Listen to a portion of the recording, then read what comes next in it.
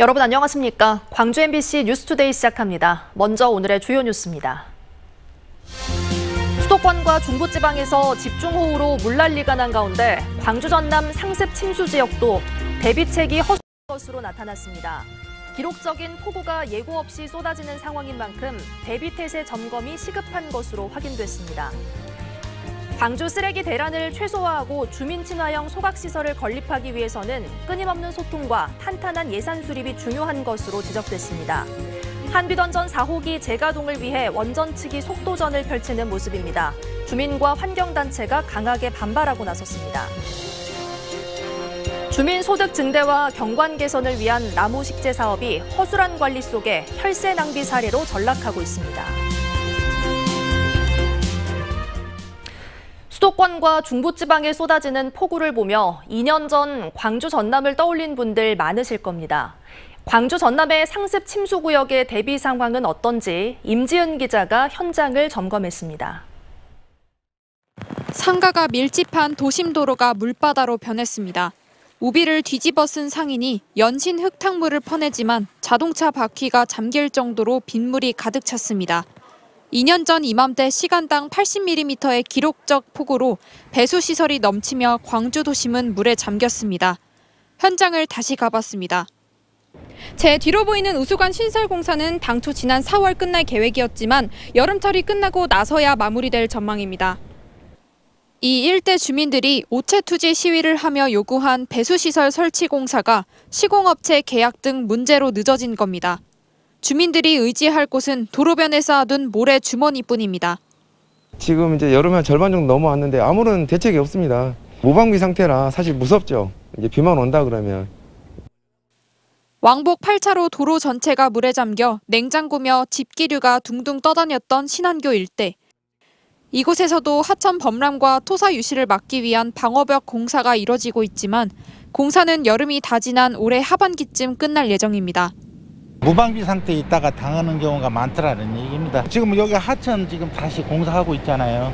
그 전에 수없이 얘기를 했는데 광주시는 이 일대가 침수가 잦은 곳이라며 인근 공공시설을 대피소로 지정했지만 이를 알아차리긴 어렵습니다.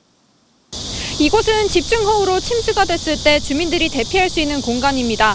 하지만 주변 어디에도 이곳이 대피소임을 알리는 표시는 없습니다. 문을 상시 개방해야 하는 강제성도 없고 대피소에 구비해야 할 물품을 둬야 할 의무도 없습니다. 심지어 상습 침수 지역과 대피소를 그린 재난안전지도는 일부인 광주 20여 개 동만 표기돼 있습니다. 상시적으로 개방이 되어 있지는 않는데 이제 그런 갑자기 비가 많이 오거나 이럴 경우에는 사전에 연락을 취해놔서 서울 중부 지역의 호우 피해 역시 예측할 수 없는 상황에 발생한 만큼 광주 전남의 대비 태세 점검이 시급한 상황입니다. MBC 뉴스 임지은입니다. 광주시가 자치구와 합동으로 집중호우 대비 긴급회의를 열고 분야별 대책을 점검했습니다. 광주시에 따르면 문영훈 행정부시장 주재로 열린 회의에서 기상상황 실시간 감시와 한 발 앞선 상황 판단 회의 개최 등 현장 중심의 대응책들이 논의됐습니다. 광주시는 호우로 인한 피해를 최소화하기 위해 광주시와 자치구 공무원 등 모든 행정력을 동원해 이달 말까지 인명피해나 침수가 우려되는 지역을 집중 점검하기로 했습니다. 정체전선이 우리 지역에도 영향을 미치고 있습니다. 현재 레이더 영상 보시면 중부지방을 중심으로 지나고 있는 거대한 비구름대가 광주와 전남 북부 지역에도 걸쳐 있는 모습을 확인할 수 있습니다. 내일 오전까지도 비가 내리겠는데요. 예상되는 강수량은 광주와 전남에 최고 80mm, 전남 북부 지역을 중심으로는 120mm 이상입니다. 이번 비 꽤 강합니다. 시간당 30mm 안팎의 세찬 비가 내릴 수 있어서 대비를 철저히 하셔야겠습니다. 비가 지나면서 심한 더위는 조금 수그러들었습니다. 현재 전남 남쪽 지역을 중심으로만 폭염주의보가 발효 중입니다. 지난 밤사이 열대야는 어김없이 나타났지만 오늘 광주의 한낮 기온 28도 안팎으로 어제보다 3도가량 낮은 기온 예상됩니다. 날씨 전해드렸습니다. 쓰레기 대란을 막기 위한 대안으로 소각시설 설치를 검토하고 있는 광주시가 넘어야 할 산이 많습니다. 쓰레기 소각장이 혐오시설이라는 인식이 워낙 강해서 예정지 주민의 격렬한 반대가 예상되고 있고 수천억 대 예산 확보도 관건입니다. 보도에 김영창 기자입니다. 2030년 쓰레기 직매리 금지에 따라 당장 발등에 불이 떨어진 광주시. 소각시설을 설치하는 데 있어 최대 관건은 주민 반발을 얼마나 최소화하느냐입니다. 광주시는 주민 수용성을 높이기 위해 공모 방식으로 소각시설을 추진한다는 방침입니다. 지상은 축구장 등 주민 편의시설로 꾸미고 지하에 하수처리 시설을 설치해 주민 친화적 시설로 평가받고 있는 효천 물빛 논일터도 하나의 참고 사례로 제시되고 있습니다. 하지만 주민 설득 과정은 만만치 않을 것으로 예상됩니다. 소각시설이 대표적인 혐오시설로 인식돼 있고 2001년 가동되기 시작한 상무 소각장도 주민 집단 민원 등으로 인해 사용 연한이 다 되기도 전에 조기 폐쇄됐기 때문입니다. 우수 사례로 꼽히고 있는 유니언파크도 주민협의회를 구성해 15차례에 걸친 협의 과정을 거쳤고 충남 아산 소각시설 역시 추진 과정에서 주민들의 반발에 직면하기도 했습니다. 이걸 만드는 단계부터 설계부터 시공하고 그리고 진행하고 나중에 운영하는 과정에서 주민들과 더 깊게 이야기하고 주민들이 요구하는 방식을 더 수용하는 방식으로 갔을 때 이게 더 큰 문제가 없으리라 생각을 합니다. 예산 확보도 중요한 과제 중 하나입니다. 보통 민원이 발생하지 않을 경우 소각시설이 설치되는 데까지 6, 7년 정도 걸리는데 민원이 발생하게 되면 그보다 훨씬 더 오래 걸리기 때문입니다. 법이 시행되기까지 이제 7년 정도밖에 남아있지 않아 기한 내에 해법을 찾을지도 미지수입니다. 예를 들어 국비에 지원할 수 있는 이제 그런 근거를 찾아서 국비 지원을 최대한 받도록 하는 것들. 그러니까 큰 개념에서 자원순환 정책, 또 거기에 결부되어 있는 게 이제 탄소 중립, 온실가스 감축과 연계돼서 이 정책을 접근해야 된다라고 생각을 합니다. 광주시는 올 하반기 폐기물 처리 공법과 적정 규모 등 구체적 추진 방안을 결정하는 용역 발주에 이어 5개 자치구 지역 공모를 통해 쓰레기 소각장의 최종 후보지를 선정한다는 계획입니다.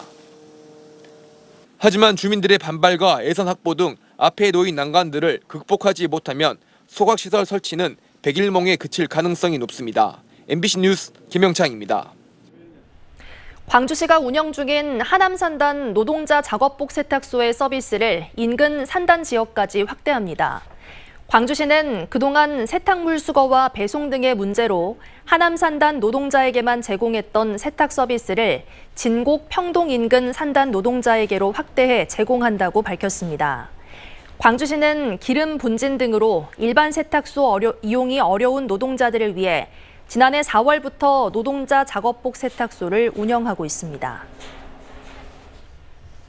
경기 침체와 물가 상승 등의 영향으로 광주 전남의 일용직 근로자가 2만 명 줄어든 것으로 나타났습니다. 호남 통계청에 따르면 경기 침체와 물가 원자재가 상승 등으로 지난달 일용직 근로자가 광주 12,000명, 전남은 8,000명 줄었습니다. 실업자 수는 광주는 2만 3,000명으로 지난해 같은 기간에 비해 14.7% 줄었지만 전남은 5,000명 늘어 지난해에 비해 27% 가까이 증가했습니다. 야간에 교회로 침입해 물건을 훔친 20대가 경찰에 검거됐습니다. 광주 북부경찰서는 지난 7월부터 밤 시간대를 노려 광주 북구의 한 교회에 들어가 총 9차례에 걸쳐 670여만 원 상당의 물건을 훔친 혐의로 26살 남성을 붙잡아 조사하고 있습니다. 경찰 조사 결과 이 남성은 교회에 훔칠 만한 가전제품을 촬영해 중고거래 사이트에 올린 뒤 구매자가 나타나면 범행을 저지른 것으로 드러났습니다.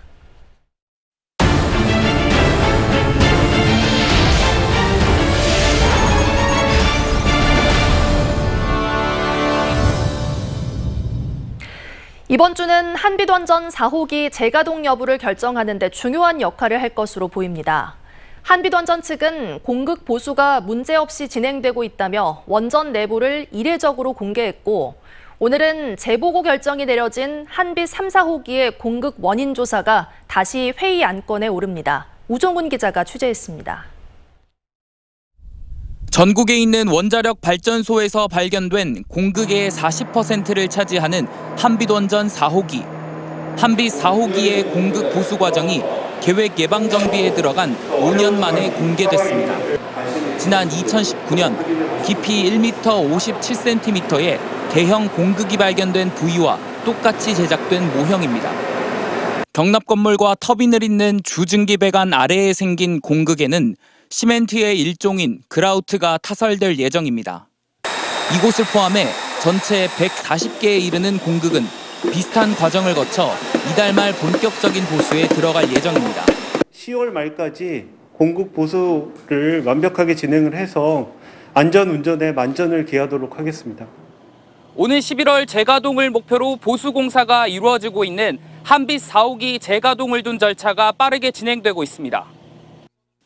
오늘은 과학적 근거가 부족하다는 이유로 재보고 결정이 났던 한빛 3, 4호기 공극 발생 원인 조사 결과가 원자력 안전위원회 회의에 자료로 올려집니다.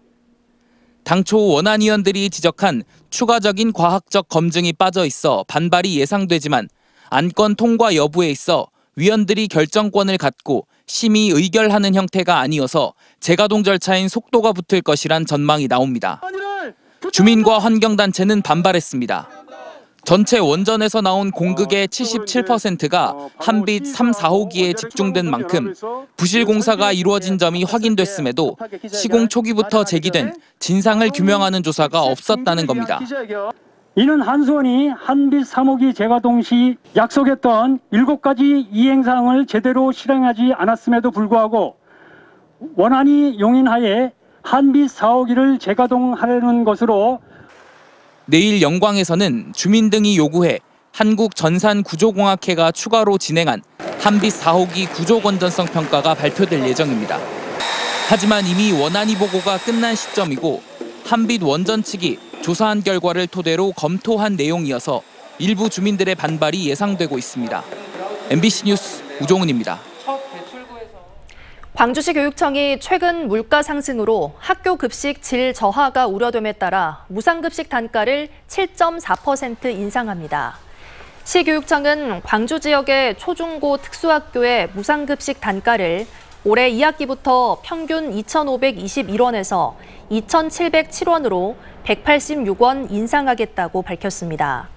이에 따라 고등학교의 경우 기존의 평균 3,200원이었던 무상급식비가 3,392원으로 192원 오릅니다. 광주시와 시교육청은 급식비 인상에 필요한 예산 28억 원을 추가 편성할 계획입니다. 오늘부터 서구 상무지구내 5.18 민주화운동 교육관 주차장에 임시선별 검사소가 운영됩니다. 광주시에 따르면 여름 휴가철 등 코로나19 재유행에 대비하고 시민들의 편의를 위해 임시선별 검사소 운영을 재개하게 됐다고 밝혔습니다.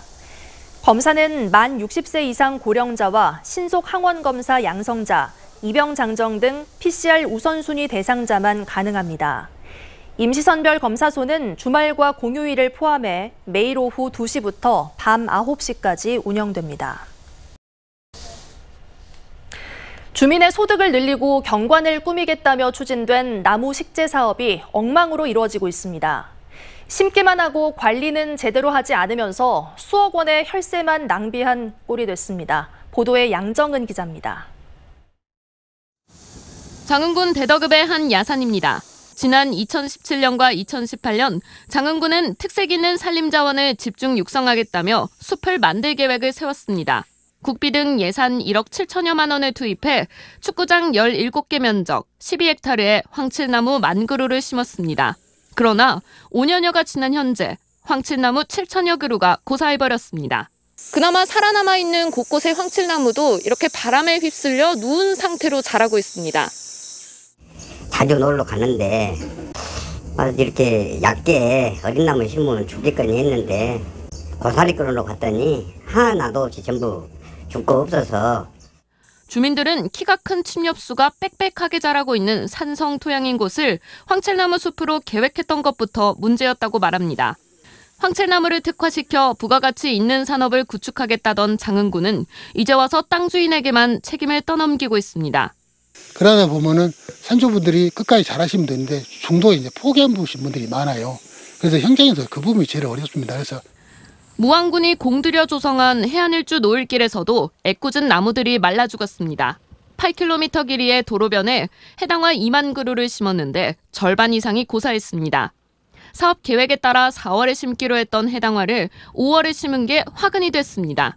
5월은 해당화가 새 잎을 내며 물을 가장 많이 필요로 하는 때여서 식재를 피해야 하는 시기입니다.